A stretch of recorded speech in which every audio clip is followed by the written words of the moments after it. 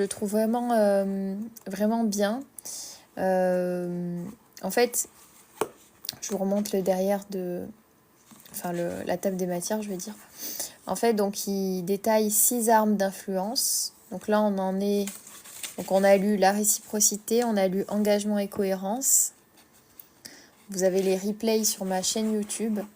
Et là, on est en train de lire la preuve sociale. Ensuite, il y a la sympathie, l'autorité, la rareté. Et donc, ça permet de comprendre tous les mécanismes psychologiques qui nous poussent à agir, en fait, qui nous poussent à agir dans le sens... à agir alors soit alors que... Enfin, comment dire, par exemple, à acheter quelque chose alors que c'était pas prévu, on n'en avait pas forcément besoin, ou à se retrouver dans des situations un peu inédites alors que de nous-mêmes, on ne l'aurait pas fait, mais on a été poussé par quelqu'un d'autre. Voilà, dans le livre, il parle des techniques de vente, il parle des techniques un peu aussi, par exemple, dans les sectes, dans les groupes, où justement les personnes vont être poussées à agir d'une certaine manière parce qu'on va leur faire on va déclencher des choses psychologiques chez eux, quoi. Voilà. Donc, je le trouve vraiment bien.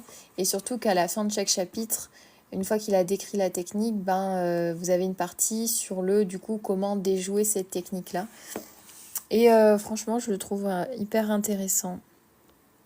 Merci beaucoup, Annick. Ça va, merci beaucoup. Je vais bien. Et toi, comment tu vas? Merci d'être là, merci d'être tous présents. Je vous avais dit que je faisais un live hier.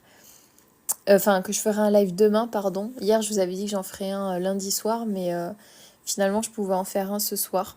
Donc, on va peut-être du coup continuer la lecture du chapitre 4 ce soir. Le livre Comment... Coucou l'Algérien lyonnais. Le livre Comment se faire des amis. En fait, dans chaque chapitre, il nous donne, pareil, une technique pour améliorer ses relations.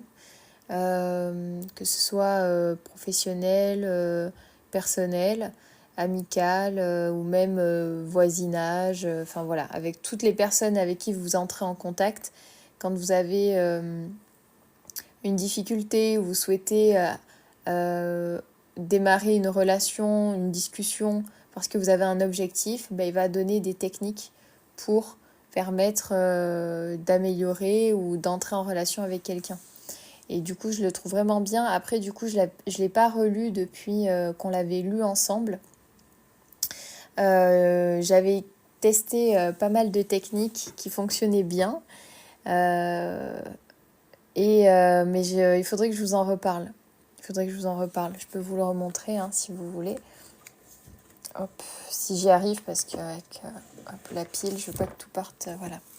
Donc, vous voyez, vous avez à la fin de chaque chapitre un principe qui résume le chapitre. Et du coup, alors je vais retrouver le sommaire, voilà. Hop. Et Dale Carnegie, donc c'est un fondateur du développement personnel. Il a créé les universités Carnegie où en fait il formait initialement des managers américains dans les années 80 ou 70-80 je crois, pour justement qu'ils puissent améliorer tout ce qui était relationnel professionnel en fait. Et puis ensuite ça s'est démocratisé, il a été amené à former plein de personnes et il a fait un livre. Donc il y a Comment se faire des amis, mais il y a d'autres livres. Il y a d'autres livres de Dale Carnegie. J'aimerais bien d'ailleurs en prendre d'autres et vous les proposer. Voilà. Donc 3 techniques fondamentales pour influencer les autres. Voilà. Ensuite, on a 6 moyens de gagner la sympathie, 12 moyens de rallier les autres à votre point de vue. 4e partie, soyez un leader. 9 moyens de modifier l'attitude des autres sans irriter ni offenser. Voilà. 8 points sur lesquels ce livre vous aidera à progresser. Éveillez en vous de nouvelles pensées, de nouvelles perspectives. Vous attirez facilement et rapidement des amis. Vous faire apprécier davantage. Rallier les autres à votre point de vue. Développer votre influence, votre ascendant, votre capacité à agir. Faire face aux critiques, régler les conflits, garder l'harmonie dans vos contacts avec les autres.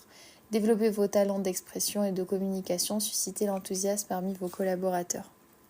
Voilà. Moi, j'avais testé quelques techniques, mais des choses, je vous en avais raconté une qui m'a marquée, mais c'était vraiment dans une situation sans enjeu, hein. Voilà, c'était vraiment...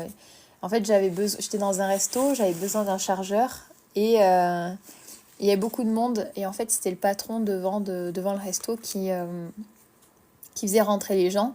Il était quand même de mauvaise humeur. Et du coup, donc moi, je m'installe et je me rends compte que j'ai plus de batterie. Donc, je vais voir un des serveurs et je demande s'il est possible de charger mon téléphone s'ils n'ont pas un chargeur. Et il me dit, oui, mais il faut demander au patron parce que c'est lui qui a, etc. Et du coup, donc je vais voir le patron et je sais pas pourquoi, ça m'est venu parce que on était en train de lire ce livre.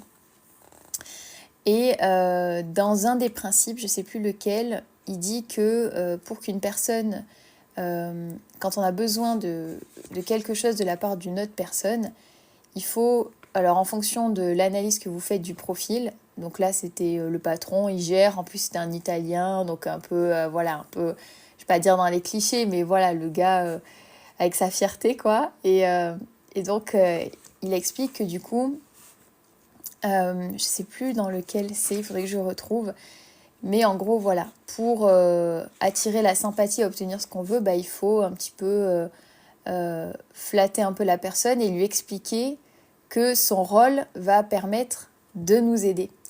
Et du coup, donc je vais le voir, mais au culot, parce que c'est quelque chose que je n'avais pas du tout l'habitude de faire. Je vais le voir et habituellement, je lui aurais dit, oui, excusez-moi, vous avez un chargeur. Enfin voilà, je lui aurais demandé comme ça.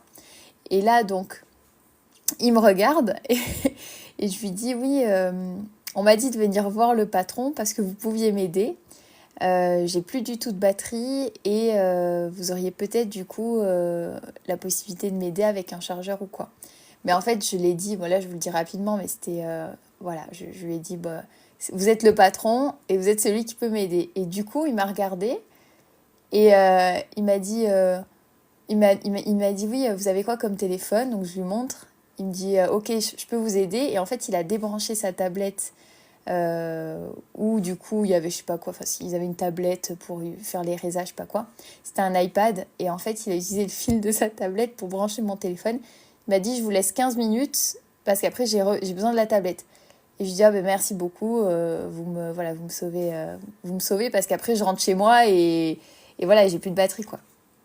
Et après je suis partie et en fait je suis sûre que en tout cas je pense que ça a grandement aidé.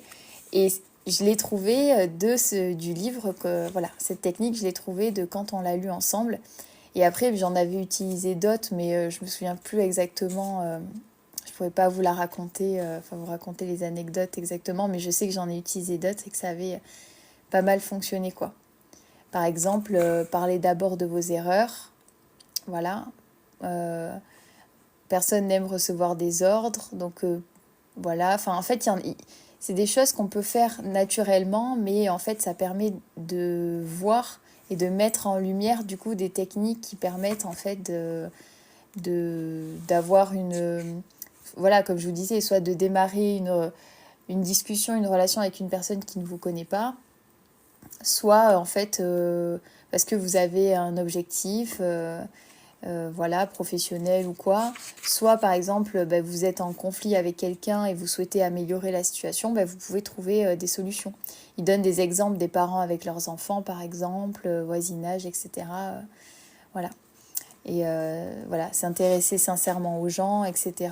Donc voilà, pour la petite anecdote. Et je le trouvais, franchement, quand on l'avait lu ensemble, je me souviens, je vous avais dit que pour moi, c'était un livre que tout le monde devrait lire parce que pour le coup, en fait, il pousse pas à la manipulation. Il aide à améliorer les relations qu'on peut avoir avec les gens. Et tout le monde n'est pas à l'aise en société, tout le monde n'est pas hyper sociable ou hyper à l'aise avec les gens. Et du coup, ça permet d'avoir des petits tips pas mal, quoi. Et en plus, il est très facile à lire, je trouve, et il se lit tranquillement, quoi. Donc, et puis, c'est des pratiques qu'on peut mettre directement en place. Donc, voilà pour la petite histoire du patron italien. Donc je sais pas si vous l'aviez déjà lu celui-là, Comment se faire des amis.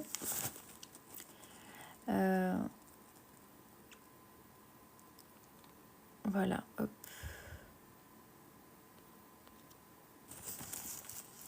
Ah bah attendez. Hop.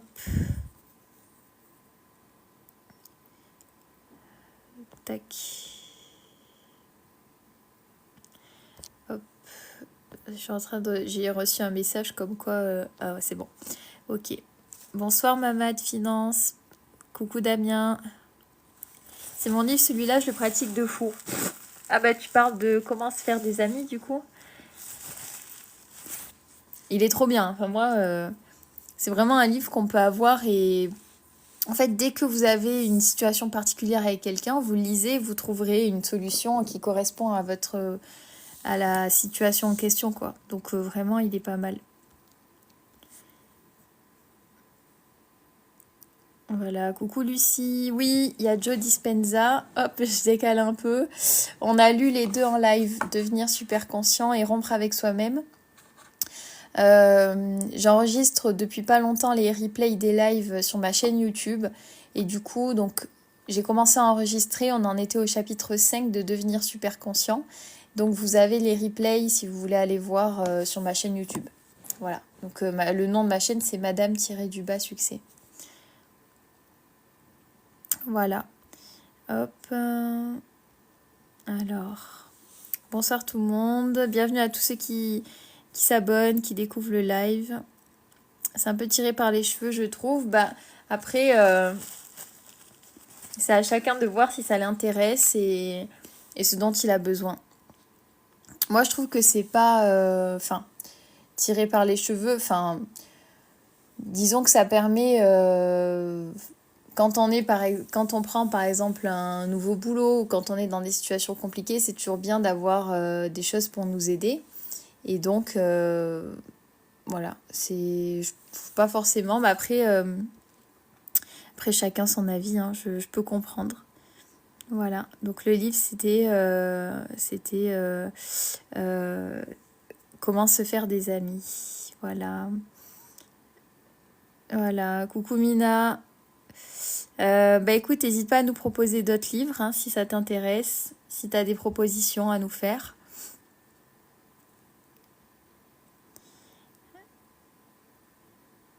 C'est une bassa, oui, voilà. Un peu comme Neville Goddard, bah c'est ça exactement. Avant Joe Dispenza, il y avait Neville Goddard, hein, c'est sûr. C'est sûr. Donc voilà. Après, donc on a lu cela.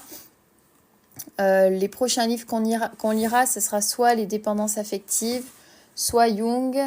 Peut-être on a aussi les profils émotionnels, les 7 habitudes. Donc on choisira ensemble.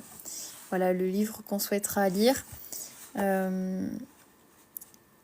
Et dis donc, vous n'avez pas de livre de Sadhguru? Non, j'ai pas. Après, je peux pas avoir tous les livres de la Terre, mais j'ai pas celui-là, non. Non. Mais après, comme je dis toujours en live, je suis vraiment preneuse de vos propositions.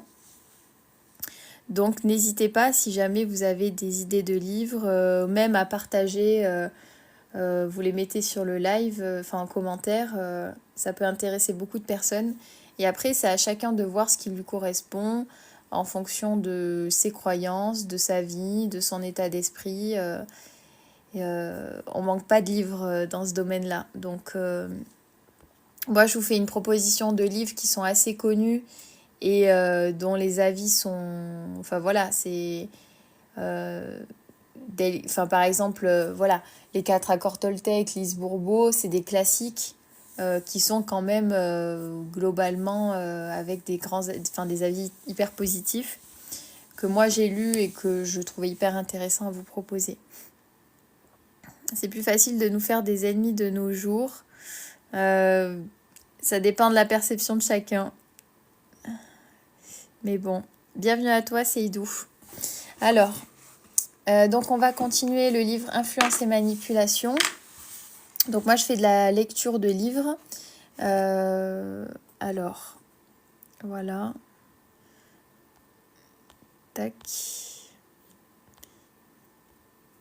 Hop. Alors, en fait, j'ai reçu une contestation.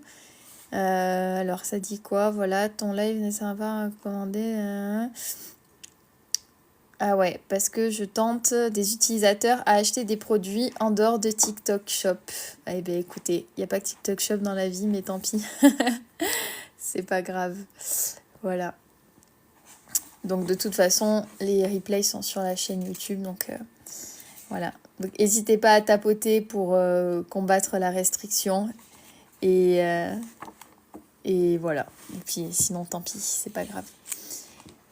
Alors, donc on en était au chapitre 4 du livre Influence et manipulation. Le titre 4, c'est la preuve sociale. Alors, je vais lire. Alors, ce soir, je vais pas lire très longtemps. Je pense que je vais lire juste une petite demi-heure. Je pourrais pas rester longtemps, en fait. C'est juste que là, j'avais un petit moment, donc je me suis dit que j'allais me connecter. Donc, on va voir. Peut-être que j'aurai le temps de finir le chapitre. Et en tout cas, voilà. Hop. Donc, vous voyez bien. Ok. Donc, on en était là. Comment ne pas en être victime? Donc, de la preuve sociale. Et en fait, donc rapidement, pour expliquer à ceux qui n'étaient pas là sur les derniers lives, en fait, il explique la technique de la preuve sociale. En gros, pour que les gens, pour pousser les gens à agir, en fait, il y a une technique donc, qui s'appelle la preuve sociale. C'est, en gros, c'est l'idée que quand le groupe porte une idée ou porte un avis, et ben en fait cet avis ou cette idée va être véridique, va être vrai. Et en fait, il donne plein d'exemples où il dit que lorsqu'un groupe agit d'une certaine manière, les autres individus auront tendance à suivre le groupe. Alors il donne pas mal d'exemples différents, mais je vais vous donner un exemple qu'on connaît tous. Par exemple, en marketing, par exemple, vous allez avoir un produit qui va être mis en vente et en bas du produit, vous allez voir marqué produit préféré des consommateurs. Voilà.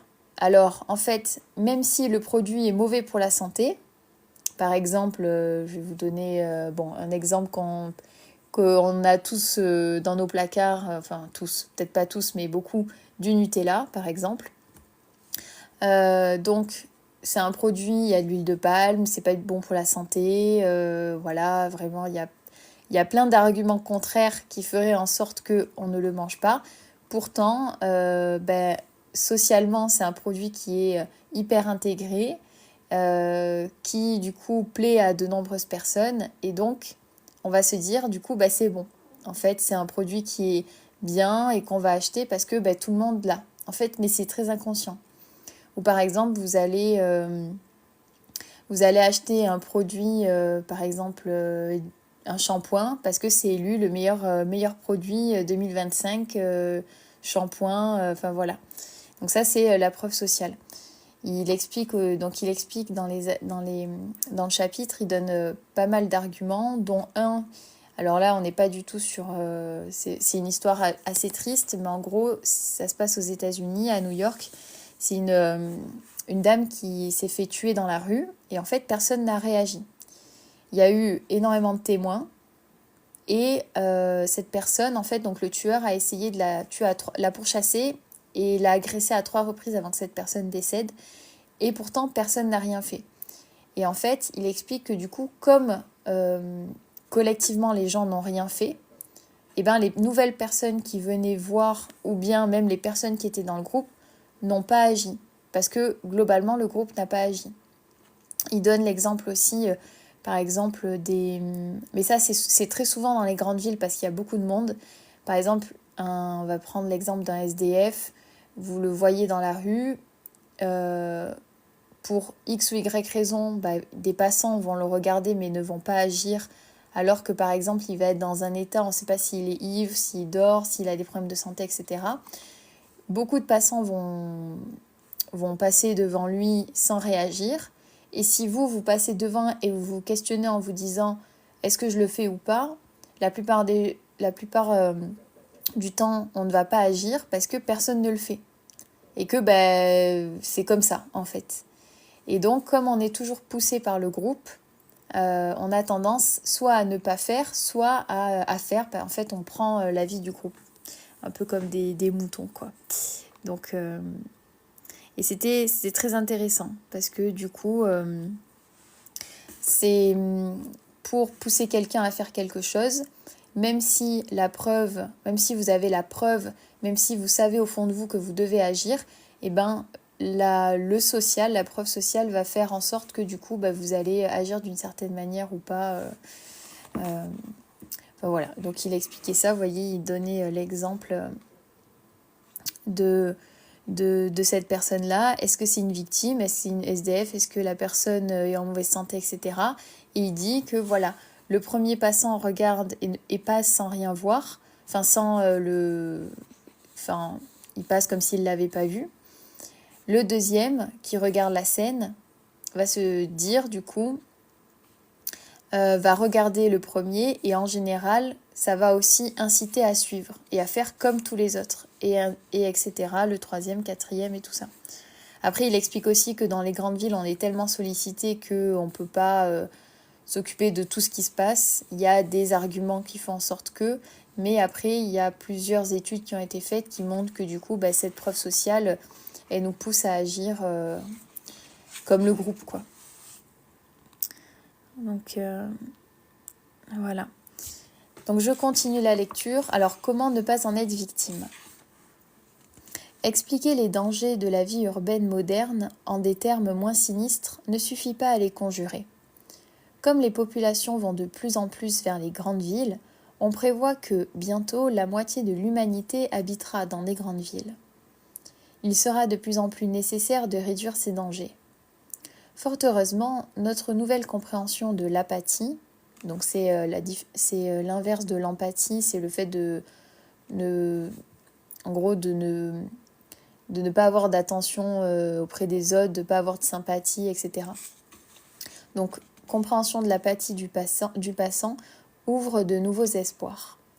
Armée de cette connaissance scientifique, une victime peut accroître énormément ses chances d'être secourue par les passants. L'essentiel est de comprendre que si les groupes de témoins restent passifs, c'est un signe d'incertitude et non d'indifférence. Les témoins ne proposent pas leur assistance parce qu'ils ne sont pas sûrs qu'il existe une situation d'urgence et qu'il leur incombe personnellement de faire quelque chose. Lorsqu'ils sont sûrs que c'est à eux d'intervenir, dans un cas où l'urgence est évidente, la réaction des sujets est tout à fait massive. Donc là, il explique qu'en fait, en gros, ce qu'il explique, et on l'a vu dans le live d'avant, c'est que ici, dans ce cas-là, en fait, le deuxième patient a un doute sur la situation du SDF. Donc il ne sait pas si c'est justement un SDF, une victime, etc. Il se questionne. Et du coup, il a besoin d'une preuve qui lui convienne pour se dire est-ce que j'agis ou pas. Et comme il n'y a pas de preuves matérielles, d'autres preuves médicales ou quoi ou qu'est-ce qui lui permet d'avoir une réponse et d'agir, il va utiliser la preuve sociale, c'est-à-dire le fait que le collectif, le groupe, agit d'une certaine manière, donc il va se raccrocher à cette preuve sociale-là. Voilà. Et il explique que du coup, quand il y a une urgence et que c'est flagrant, par exemple cette personne, elle saigne ou elle crie ou on voit qu'elle est en détresse, en général les gens agissent quand même. Et c'est là où on n'est pas sur un bilan hyper sinistre. En fait, c'est simplement que la preuve sociale, c'est quand les personnes se raccrochent à quelque chose aussi pour agir. Donc lorsqu'ils sont sûrs que c'est à eux d'intervenir, dans un cas où l'urgence est évidente, parce que du coup, la preuve est là, la réaction des sujets est tout à fait massive. Une fois établi que l'ennemi n'est pas quelque maladie de la société telle que la dépersonnalisation urbaine, mais tout simplement un état d'incertitude, il devient possible pour les victimes d'agir et de se protéger en réduisant l'incertitude du témoin. Imaginons par exemple que vous assistiez à un concert de l'après-midi dans un jardin public. Au moment où le concert prend fin et où les auditeurs commencent à s'en aller, vous sentez une légère raideur dans le bras, qui ne vous inquiète pas outre mesure. Cependant, alors que vous vous rendez parmi la foule au parking situé à une certaine distance, vous sentez la raideur s'étendre à votre main et à une partie de votre visage. Désorienté, vous décidez de vous adosser à un arbre un instant. Tout à coup, vous sentez que c'est très grave. Vous asseoir n'a pas amélioré votre état et même vous avez de plus en plus de mal à contrôler vos muscles et à coordonner vos mouvements au point qu'il devient difficile de remuer la bouche et la langue pour parler. Vous essayez de vous lever, mais vous ne pouvez pas. Une pensée terrifiante vous vient à l'esprit. Mon Dieu, je suis en train d'avoir une attaque. Des groupes de gens passent devant vous et en général ne vous prêtent pas attention. Les rares personnes qui remarquent votre étrange position contre ce tronc d'arbre ou l'étrange expression sur votre visage se reportent aux indications du groupe social qui les entoure. Et voyant que personne ne manifeste d'inquiétude, passent leur chemin, convaincus que tout va bien.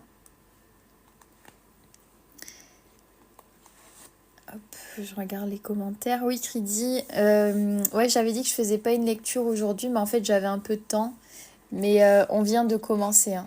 Voilà, j'ai lu juste ce paragraphe et j'en suis là.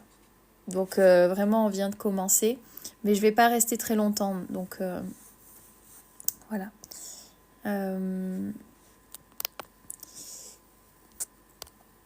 Bon, j'espère que... Parce que j'ai eu une restriction. Donc j'espère que ça va pas poser problème pour les prochains lives.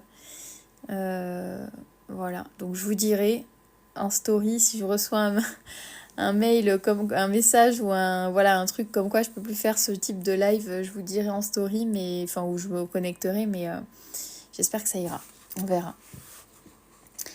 Si vous deviez vous trouver dans cette situation, que pourriez-vous faire pour conjurer cet enchaînement fatal ? Comme vos facultés physiques se détériorent, le temps vous est compté. Si avant de pouvoir obtenir de l'aide, vous perdiez l'usage de la parole, vous deveniez paralysé ou perdiez conscience, vos chances d'être secouru seraient réduites à néant. Mais quelle serait la façon la plus efficace de demander de l'aide ? Des gémissements, des grognements ou des cris ne vaudraient rien. Ils pourraient attirer l'attention sur vous, mais ils n'indiqueraient pas aux passants de façon suffisamment claire que la situation d'urgence existe. Si de simples cris ne doivent pas suffire à produire un secours de la part de la foule qui passe, vous devez être plus précis. Vous devez absolument faire plus qu'essayer d'attirer l'attention. Vous devez exprimer clairement que vous avez besoin d'aide. Vous ne devez pas permettre aux passants de considérer que la situation n'est pas une situation d'urgence.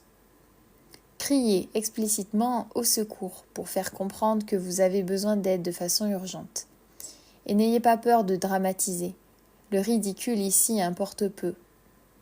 Dans le contexte d'une possible attaque, vous ne pouvez pas vous permettre de craindre de surestimer le problème. Le prix à payer est, dans un cas, un moment de gêne, et dans l'autre, la mort ou la paralysie définitive. Mais même un appel à secours retentissant n'est pas votre recours le plus efficace. Bien que cela puisse réduire les doutes des personnes présentes quant à l'existence d'une situation d'urgence, cela ne résoudra pas d'autres questions que chacun se pose. Quel genre d'aide faut-il apporter ? Est-ce moi qui dois apporter cette aide ou a-t-on besoin de quelqu'un de plus qualifié ? Quelqu'un est-il déjà allé chercher du secours ou est-ce à moi de le faire ? Pendant que les passants restent là à vous contempler et à débattre de ces questions, le temps qui vous est si précieux s'écoule très vite. Il est donc évident qu'en tant que victime, vous devez faire plus qu'avertir les passants que vous avez besoin d'aide de façon urgente. Si vous devez aussi écarter les doutes qui demeurent sur la nature de cette assistance et la responsabilité de cette aide. Que serait donc le moyen le plus sûr d'éliminer ces doutes ? Sur la base des découvertes que nous venons de voir, je conseillerais d'isoler un individu dans la foule. Fixez votre regard sur un individu, adressez-vous à lui et désignez-le du doigt, personnellement. Vous, monsieur avec la veste bleue, j'ai besoin d'aide, appelez une ambulance. Par cette seule phrase, vous devriez dissiper tous les doutes qui peuvent empêcher ou retarder l'assistance. Par cette phrase, vous avez confié à l'homme en bleu le rôle de sauveteur. Il saura qu'une aide immédiate est nécessaire. Il saura que c'est lui, en particulier, qui a la responsabilité d'apporter cette aide. Il saura enfin exactement comment apporter cette aide. Toutes les expériences scientifiques montrent que le résultat devrait être une assistance rapide et immédiate. En général, donc, la stratégie à adopter en cas d'urgence est de diminuer les doutes de ceux qui sont autour de vous au sujet de votre état et de leurs responsabilités. Soyez aussi précis que possible quant à votre besoin d'aide. Ne laissez pas les passants en venir à leurs propres conclusions parce que, surtout dans une foule, le principe de la preuve sociale et l'effet d'ignorance collective qui en résulte risquent de les amener à considérer que la situation n'est pas une situation d'urgence. Demandez en outre l'assistance d'un individu particulier parmi le groupe des personnes présentes. Combattez la tendance naturelle à lancer votre appel au secours à la cantonade. Choisissez une personne en particulier et confiez-lui la responsabilité des secours. Autrement, il est trop facile pour tout le monde de supposer que quelqu'un d'autre devrait agir, va agir ou a déjà agi. De toutes les techniques destinées à faire accomplir à autrui les actions désirées que j'ai décrites ici, celle-ci est peut-être la plus importante à se rappeler. Après tout, l'échec de votre appel à l'aide pourrait avoir des conséquences très graves pour vous. Il n'y a pas longtemps, j'ai eu l'occasion de vérifier moi-même le phénomène. Je fus victime d'un accident automobile, aussi bien l'autre conducteur que moi étions assez visiblement blessés. Il était effondré sur son volant, inconscient alors que j'arrivais à sortir de ma voiture, en titubant, couvert de sang. L'accident s'était produit au milieu d'un carrefour, à la vue de plusieurs conducteurs arrêtés au feu rouge. Comme je m'agenouillais en m'agrippant à la porte, en essayant de reprendre mes esprits, le feu passa au vert et les voitures commencèrent à franchir le carrefour. Les conducteurs me fixèrent du regard mais ne s'arrêtèrent pas. Je me rappelle avoir pensé « Oh non, c'est exactement comme dans les recherches. Ils passent sans s'arrêter. » Je considère que j'ai eu la chance, étant spécialiste de psychologie sociale, de connaître le phénomène de la passivité du passant et de pouvoir réagir en conséquence. En repensant aux résultats des expériences scientifiques, je suis exactement quoi faire, me redressant de façon à être bien en vue. Je désignai du doigt l'un des conducteurs. « Appelez la police !» À un deuxième et à un troisième conducteur en les désignant du doigt à chaque fois. « Arrêtez-vous, nous avons besoin d'aide. » Les réactions furent immédiates. Ils appelèrent sans tarder la police et une ambulance. Ils essuyèrent le sang que j'avais sur le visage avec leur mouchoir. Ils mirent une veste sous ma tête.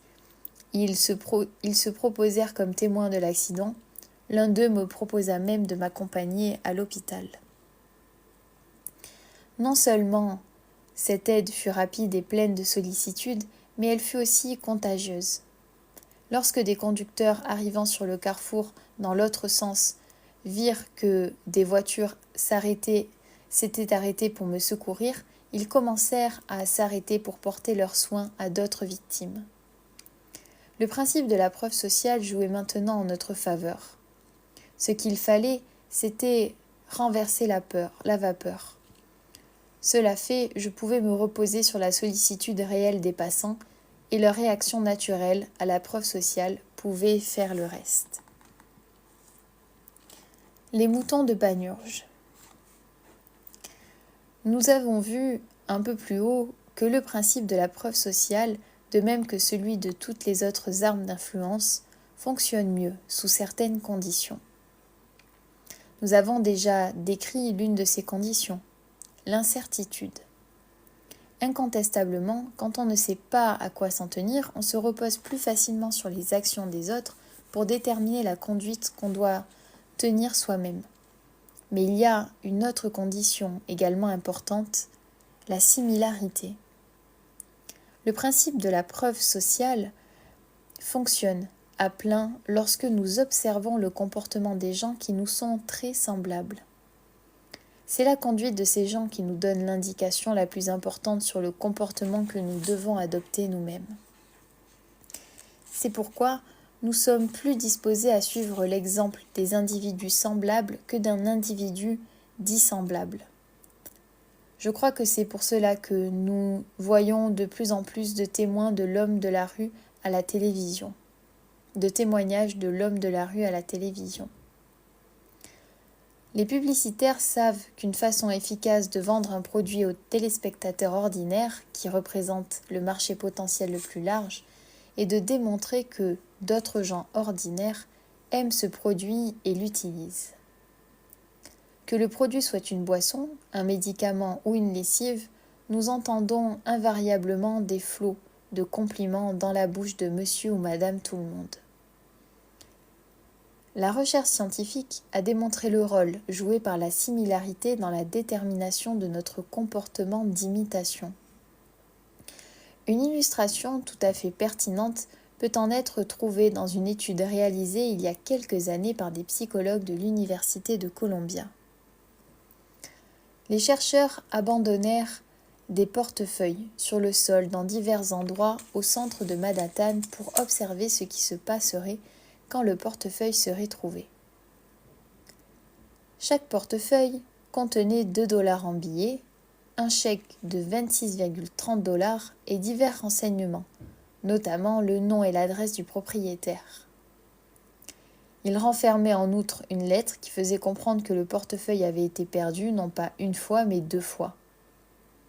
La lettre était écrite au propriétaire par la personne qui avait trouvé le portefeuille et qui avait l'intention de le renvoyer.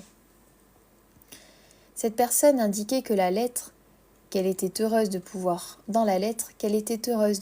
rendre service et que cette occasion de se rendre utile lui avait procuré une grande satisfaction.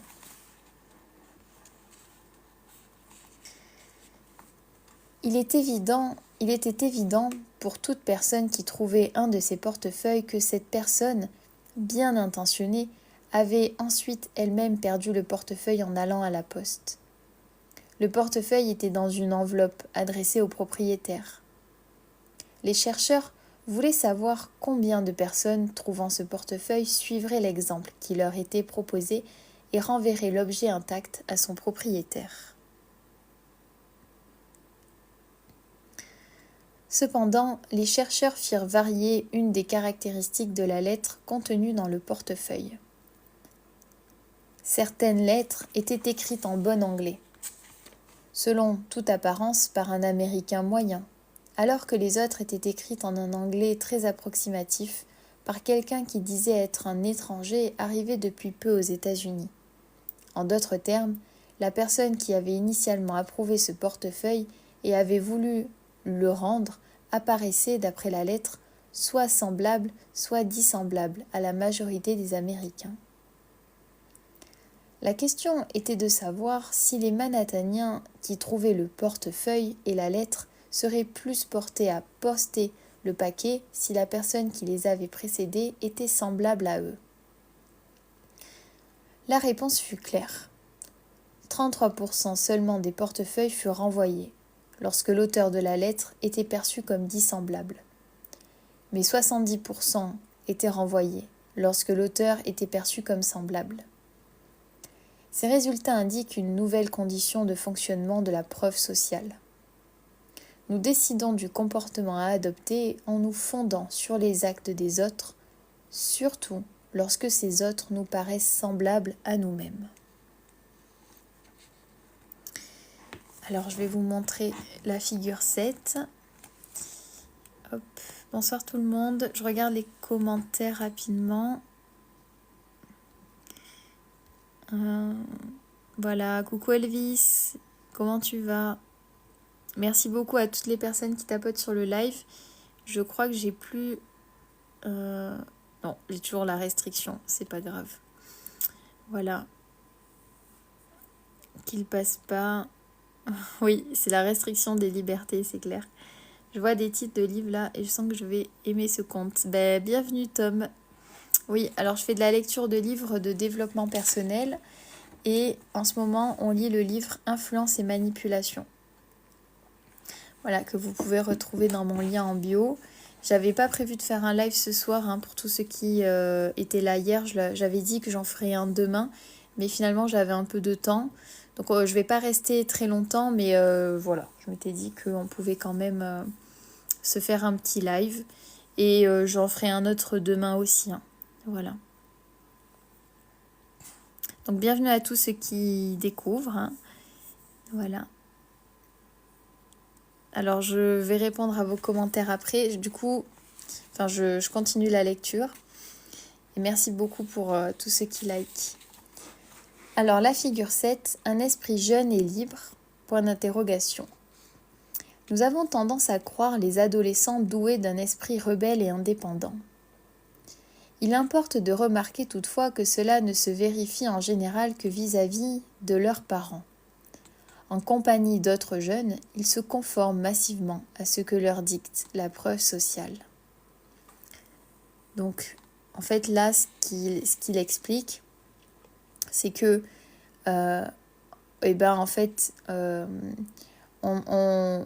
on décide des comportements qu'on va adopter en fonction des autres et surtout, donc, comme ce qu'il a dit, des autres qui nous ressemblent. Donc, les étudiants, les adolescents vont paraître comme des êtres rebelles et indépendants auprès des autres personnes, en particulier les parents ou les membres de leur famille, parce qu'évidemment, ils ne se ressemblent pas, ils n'ont pas le même âge, pas la même, peut-être pas la même manière de penser, etc. Donc il va y avoir de la rébellion. Mais par contre, ils se conformeront aux dictats de l'adolescence, entre guillemets. Et là, en fait, on ne se dira pas que c'est des jeunes rebelles indépendants, parce qu'en fait, ils seront tous les mêmes. Exemple là, vous voyez, ils ont tous des baskets, tous des jeans, ils sont tous habillés un peu de la même manière, etc. Et on le voit notamment avec les réseaux sociaux. On va s'abonner à des personnes qui nous ressemblent ou parfois à des personnes qui nous font découvrir des choses, mais bon, en général, voilà. Et on va adopter les mêmes manières, par exemple, de s'habiller, de penser, etc., que des personnes avec qui on se sent être similaire, quoi, avec qui on a l'impression d'être semblable, ou en tout cas avec qui, sinon à qui on souhaite ressembler. Voilà. Donc c'est vrai que on aura des actions qui sont semblables à ces personnes-là, qui sont comme nous. Donc adolescents, rebelles, mais pas tellement en fait. Hein. Voilà. Donc je continue. Alors je regarde juste combien de pages il nous reste. Ok, je sais pas si je finirai ce soir parce qu'il y a pas mal de pages. Mais je pense que... Attendez, hop, je regarde juste un truc. Je continue. Donc on en est là. Cette attitude se manifeste non seulement chez les adultes, mais aussi chez les enfants. Des chercheurs en médecine ont établi par exemple qu'un programme anti-tabac mis en place dans le cadre scolaire n'avait d'effet à long terme qu'à condition que des jeunes du même âge que le public visé soient chargés de diffuser l'information auprès de leurs camarades. Les autres études indiquent que, si l'on montre à des enfants un film dans lequel un autre enfant passe une visite chez le dentiste dans les meilleures conditions, ils éprouvent moins d'anxiété à l'idée de se faire soigner les dents, surtout s'ils ont le même âge que les jeunes patients en question. Je regrette de n'en avoir pas été informée lorsque, quelques années avant la publication de cette étude, je tentais d'atténuer une angoisse d'une autre nature chez mon fils, Chris. J'habitais en Arizona, où de nombreux habitants possèdent une piscine. Il en résulte malheureusement que chaque année, plusieurs enfants en bas âge se noient faute de surveillance suffisante. C'est pourquoi j'avais décidé d'apprendre à nager à Chris dès que possible. Le problème n'était pas qu'il ait peur de l'eau, bien au contraire. Mais il refusait obstinément d'entrer dans le bassin sans s'abouer. Quoi que je fasse pour l'en dissuader, par la parole, par les cajoleries, ou même en lui faisant honte de cette habitude. Au bout de 2 mois de tentatives infructueuses, je fis appel à une aide extérieure. Celle de l'un de mes étudiants, grand gaillard qui avait exercé des fonctions de maître nageur. Son échec fut aussi retentissant que le mien. Il ne parvint pas à inciter Chris à faire la moindre brasse sans son anneau de plastique. À cette époque, Chris fréquentait un centre aéré proposant toutes sortes d'activités, notamment aquatiques, que mon fils évitait avec soin. Un jour, peu après le fiasco de mon étudiant, je partis récupérer l'enfant plutôt que de coutume. C'est alors que, bouche bée, je le vis courant sur le plongeoir de la vaste piscine avant de bondir au milieu du grand bain. Pris de panique, je retirai mes chaussures pour me porter à sa rescousse lorsque sa tête émergea à la surface de l'eau et qu'il se mit à barboter en toute sécurité vers le bord du bassin, où je venais d'arriver à toutes jambes, mes souliers à la main. « Chris, m'exclamai-je, tu sais nager ?»« Bah oui, répondit simplement, j'ai appris aujourd'hui. »« C'est génial, vraiment génial, bafouillai-je, avec de grands gestes d'enthousiasme. Mais comment se fait-il que tu te sois passé de ta bouée ?» Un peu honteux, sans doute à la vue de son père saisi d'une inexplicable excitation,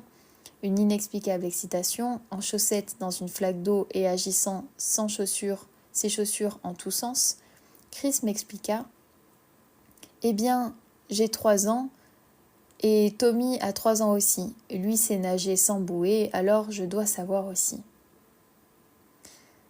Comment n'y avais-je pas pensé ? C'était évident. Pour Chris, c'était le petit Tommy, et non un grand type musclé qui était le mieux à même de lui indiquer ce qu'il pouvait ou devait faire. Si j'avais mieux réfléchi à la question, j'aurais eu recours à l'exemple de Tommy bien plus tôt et me serais peut-être épargné quelques semaines d'énervement. Il suffit que je remarque que ce petit garçon savait nager et que je m'arrange avec ses parents pour qu'il passe un après-midi dans notre piscine en compagnie du mien. À coup sûr, Chris aurait abandonné sa bouée avant la fin de la journée.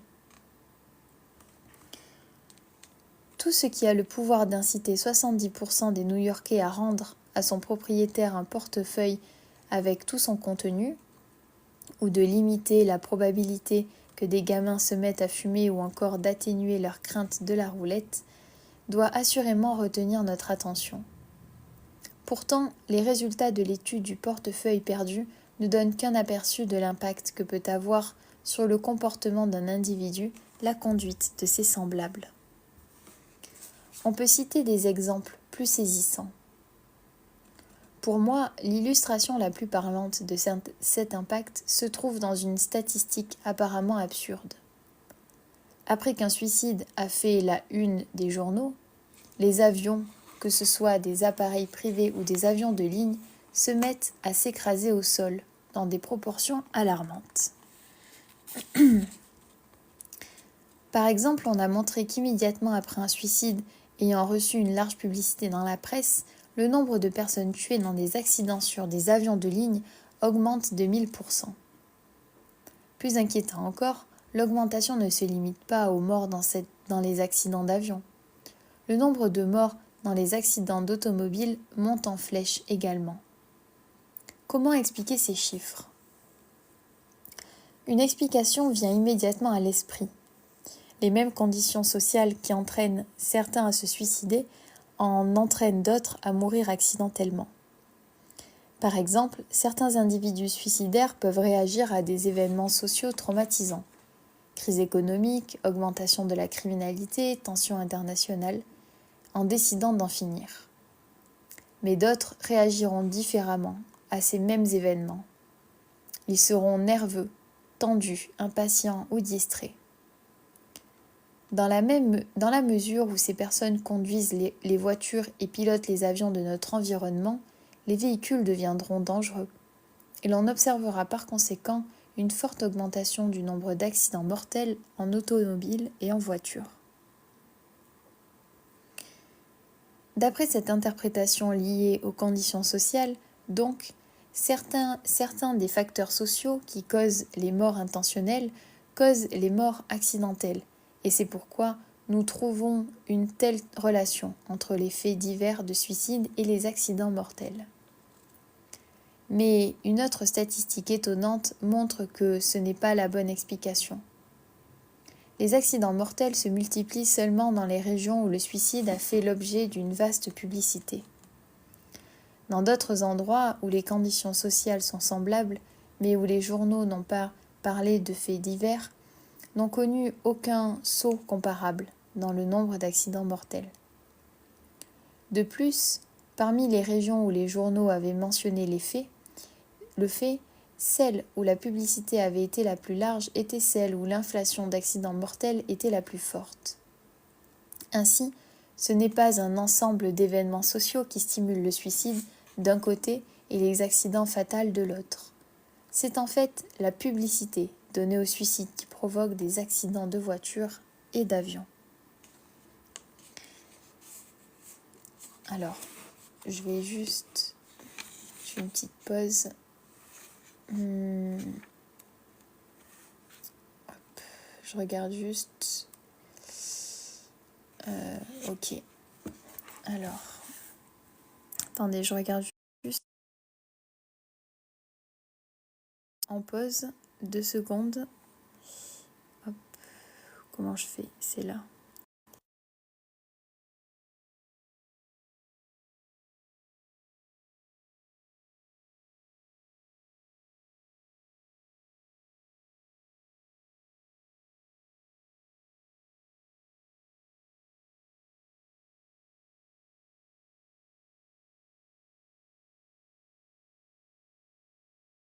Hop, voilà.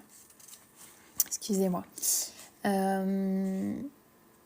Voilà. On a tenté d'expliquer ce lien entre la publicité donnée aux histoires de suicide et les accidents qui s'ensuivent par un sentiment de deuil. Les suicides qui font la une des journaux concernant souvent des figures connues et respectées du public. Cette publicité plongerait un grand nombre de gens dans un état de choc et de tristesse.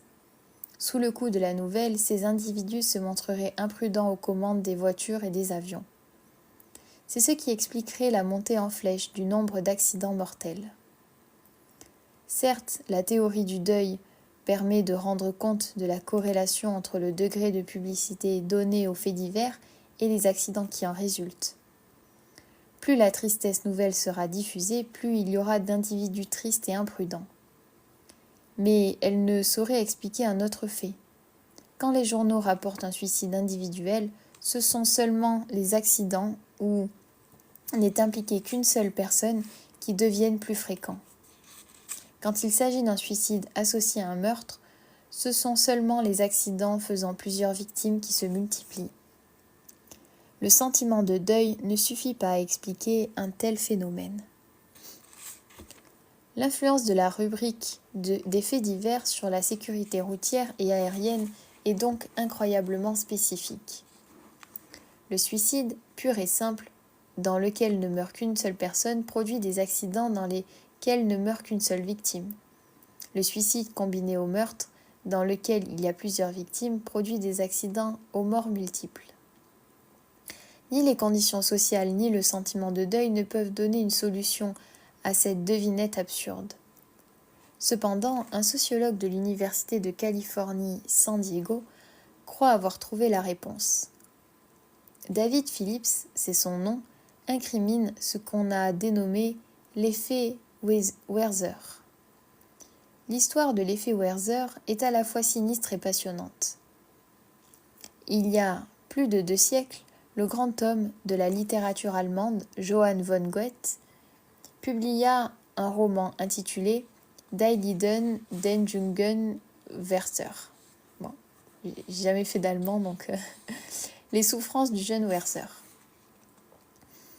Le livre dans lequel le héros Werther se suicide est un grand ressentiment.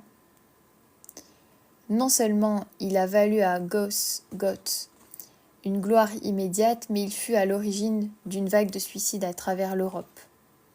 Cet effet d'émulation fut si marqué que les autorités de plusieurs pays interdirent le roman. Les travaux de Phillips ont permis de retrouver l'effet Werther à l'époque moderne. A démontré qu'immédiatement après une histoire de suicide sensationnelle, le taux de suicide augmente très nettement dans les zones où la nouvelle a été largement diffusée. D'après lui, certains individus en difficulté, lisant le récit d'une mort volontaire, se tuent par esprit d'imitation. Dans une illustration morbide du principe de la preuve sociale, ces individus déterminent le comportement à suivre d'après les actes d'autres personnes en difficulté. Philippe vérifia l'actualité de l'effet Werther en étudiant les statistiques de suicide aux États-Unis entre 1947 et 1968.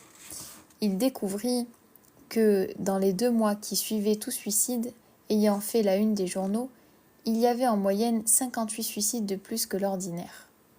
En un sens, on peut dire que chaque fait divers de suicide tuait 58 personnes qui auraient autrement continué à vivre.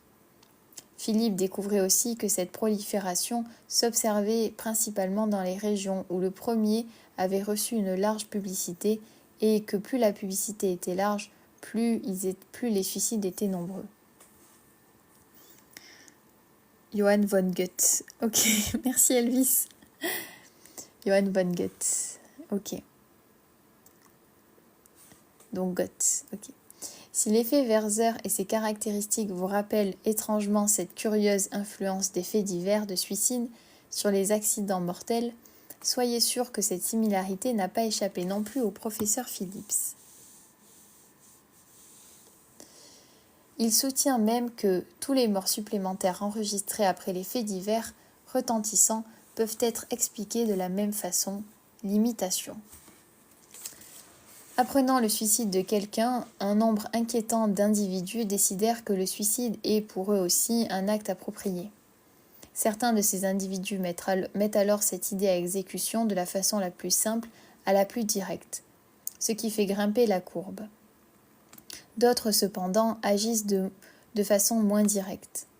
Pour des raisons très diverses, que ce soit pour préserver leur mémoire, pour épargner à leur famille la peine et la honte, ou pour que leurs ayants droit puissent toucher une prime d'assurance, ils ne veulent pas que leur suicide soit apparent. Ils préfèrent disparaître dans un accident. Et donc, délibérément mais subrepticement, ils provoquent un accident étant eux-mêmes au volant ou aux commandes, ou simples passagers. Ce résultat peut être obtenu par toutes sortes de moyens, qu'on n'a hélas aucune peine à imaginer. Le pilote d'un avion de ligne peut piquer du nez au moment crucial du décollage ou atterrir inexplicablement sur une piste déjà occupée, sans se conformer aux instructions de la tour de contrôle. On va s'arrêter, parce que je suis en train de regarder.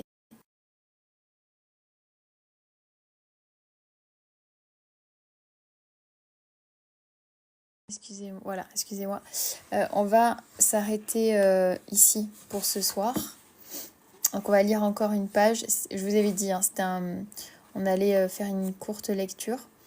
Mais voilà, on va s'arrêter à rapide et puis après on continuera demain sur les dernières pages du chapitre. Voilà, donc c'est très bien comme ça.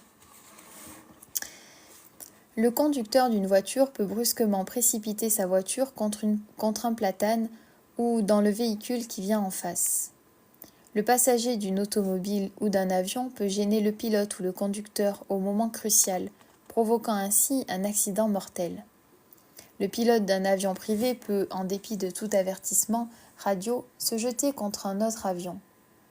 La multiplication inquiétante des accidents mortels après la publication de faits divers de suicide serait donc, selon toute probabilité, due à une manifestation cachée de l'effet Werther. Pour moi, cette thèse est très convaincante. D'abord, elle explique tous les faits de façon satisfaisante. Si ces accidents sont en fait des cas dissimulés de suicide imitatif, la corrélation entre les récits de suicide et les accidents mortels devient compréhensible. Cela explique que la montée des accidents se produise après les récits de suicide les plus retentissants qui ont pu toucher le plus grand nombre de gens. Et cela explique que les accidents ne se multiplient nettement que dans les zones où le fait divers a été publié. Cela explique même que les suicides solitaires conduisent à des accidents solitaires et les suicides accompagnés à des accidents faisant plus d'une victime. Tout cela s'explique par un effet d'imitation. Mais la thèse de Philippe a un autre avantage. Non seulement elle nous permet d'expliquer les faits que nous avons recensés, mais elle nous permet aussi d'en prédire d'inédits. Ainsi, si le nombre anormalement élevé d'accidents est dû à une imitation et non à un véritable accident, ces accidents doivent être plus graves. En effet, les individus qui tentent de se suicider feront en sorte que le choc soit, dans la mesure du possible, mortel. Ils auront le pied sur l'accélérateur et non sur le frein. Ils feront piquer l'avion au lieu de le relever. Le résultat sera une mort certaine et rapide.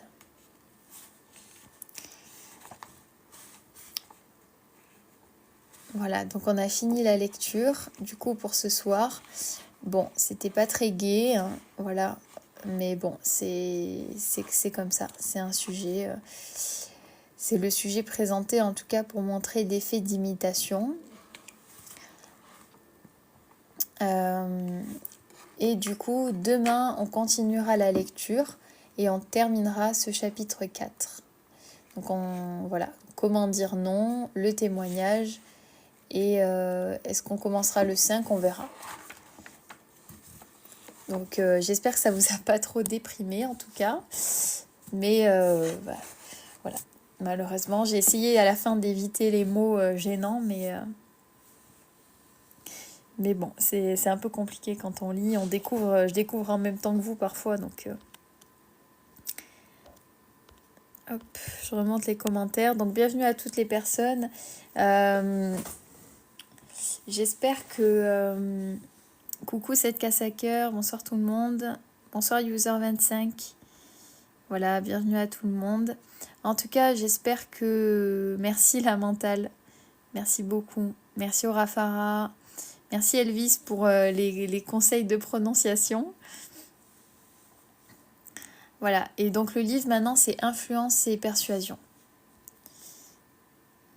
Ouais, mais Elvis, tu as les replays des précédents chapitres sont sur ma chaîne YouTube. Et si j'ai le temps, ce soir, je vous mettrai le live d'hier et celui d'aujourd'hui. Sinon, je le ferai demain. Voilà. Et en tout cas, ils sont tous à jour là. Ouais, ça fait peur cet effet d'imitation. Oui, c'est pour ça que donc après, on va voir comment dire non, comment se rendre compte qu'on est dans l'imitation et qu'on fait par rapport au groupe. Mais c'est toujours pareil, en fait, on en revient à l'écoute de soi. Il faut essayer de prendre du recul sur toute l'information qu'on nous donne, sur les choses qui nous créent des émotions alors que on ressentait pas ça au début. Vous voyez, les informations, tout ça, ça a vraiment tendance à nous, à nous déprimer, voire à nous pousser à faire des choses qu'on n'aurait jamais pensé faire, quoi. Voilà. Mon téléphone, il est à 1%, je comprends pas pourquoi il cherche pas. Vraiment, ce soir, il n'y a rien qui va. Donc, et il cherche pas du tout, donc je sais pas pourquoi. Du coup, si jamais ça coupe, bah voilà, vous saurez pourquoi. J'en discuterai avec mon pote ChatGPT. Voilà, c'est ça. Mais comme je disais hier, challenge-le bien, parce que hier, on parlait de ChatGPT. Challenge-le en tout cas. Hein. Pose-lui plein de questions, creuse et surtout à la fin, prenez du recul avec ça et et faites avec ce qui vous correspond vraiment, quoi. Parce que bon, ça peut nous pousser à penser des choses alors qu'en réalité, voilà, la psychologie, l'introspection, c'est bon. L'IA, c'est bien, mais ça peut avoir ses limites. Coucou à LD. Super Elvis. Bravo. Bravo, bravo. C'est pas facile, hein, mais bravo. Le lâcher-prise, ça fonctionne bien quand plus on est conscient de ses ressources, plus on est conscient, enfin en tout cas, voilà, il faut prendre du recul aussi, mais bon après c'est pas facile. Du jeu dans ton USB qui touche pas le téléphone. Oui, peut-être la mentale. En fait, je l'ai chargé sur mon unité centrale, mais je crois que c'est pas assez puissant en fait, ou je sais pas trop. Oui, voilà, exactement. J'ai su rassurer quelqu'un en lui. J'ai su rassurer quelqu'un en lui. Bravo, ouais. Ok. Bah tu vois, ouais, non, mais après ça donne des bonnes idées, hein. Après ça donne des... ça peut donner des bons arguments et tout ça. Non, en fait, c'est... je vous montre. Vous voyez, c'est juste USB, comme ça, je l'ai branché à mon unité centrale. Non, en fait, c'est... je vous montre. Vous voyez, c'est juste USB, comme ça, je l'ai branché à mon unité centrale.